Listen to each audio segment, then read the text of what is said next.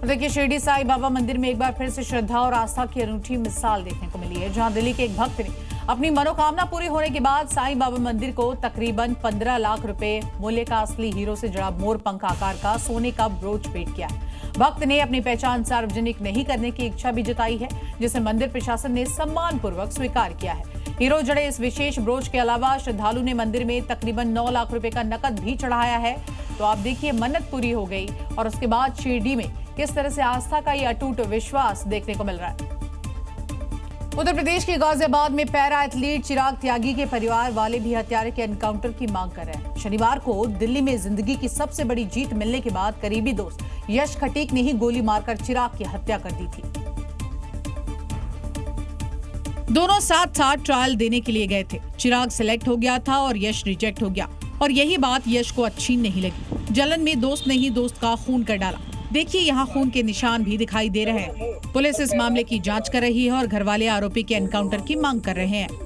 चिराग का चाचा हूँ, हमारी मांग ये है जैसे कि सूरज को इंसाफ मिला है वैसे ही हमें इंसाफ मिले। हम उस एनकाउंटर चाहते हैं। चिराग त्यागी उत्तर प्रदेश के प्रतिनिधित्व करने वाला एक असाधारण T12 श्रेणी का धावक था। राष्ट्रीय स्तर पर इसने कई मेडल जीते और अब एशियाई पैरा गेम्स में खेलने वाला था, लेकिन उसके पहले ही सबसे करीबी दोस्त ने उसकी हत्या कर दी, जिसके बाद चिराग के घर पर मातम पसरा हुआ है। किसी को भी यकीन नहीं हो रहा है कि रूममेट, ट्रेनिंग पार्टनर और साथ ही साथ लगभग 8 साल से करीबी दोस्त पैरा एथलीट यश खटीक ने चिराग की हत्या की है।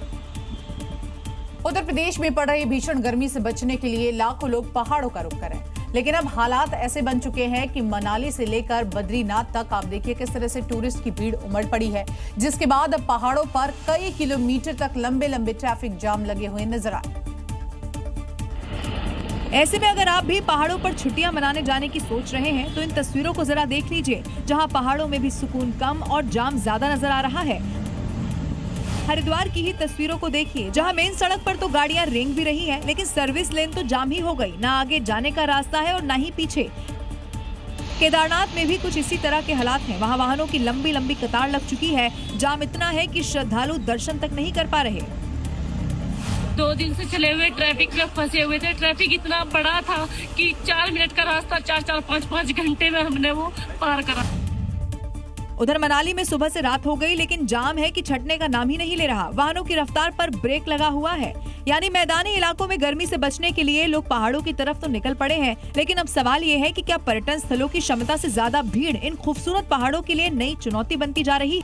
और अब खबर उत्तराखंड से, जहां पर भारी बारिश, आंधी तूफान का कहर देखने को मिल रहा है। एहतियात के तौर पर आप देखिए, श्रद्धालुओं से लगातार कहा जा रहा है कि आप सावधानी बरतें, और साथ ही साथ बारिश के बाद कई जगहों पर लैंडस्लाइड की भी खबर सामने आई है। पहाड़ी नदियां उफान पर है और इसी बीच मौसम विभाग ने बारिश का ऑरेंज अलर्ट भी जारी कर दिया है। अब देखिए, चक्राता में बारिश के बाद पानी के साथ मलबा बह रहा है। सड़क पर आवागमन रोक दिया गया। यात्रियों को सुरक्षित स्थानों पर रहने को कहा गया। चंपावत में बारिश के बाद रीठा साहिब गुरुद्वारा गए 50 से ज्यादा श्रद्धालु फंस गए। सूचना मिलते ही SDRF की टीम पहुंची और सभी श्रद्धालुओं को सुरक्षित निकाला गया। इसके साथ ही उनकी गाड़ियों को भी नदी के तेज बहाव में बहने से बचा लिया गया।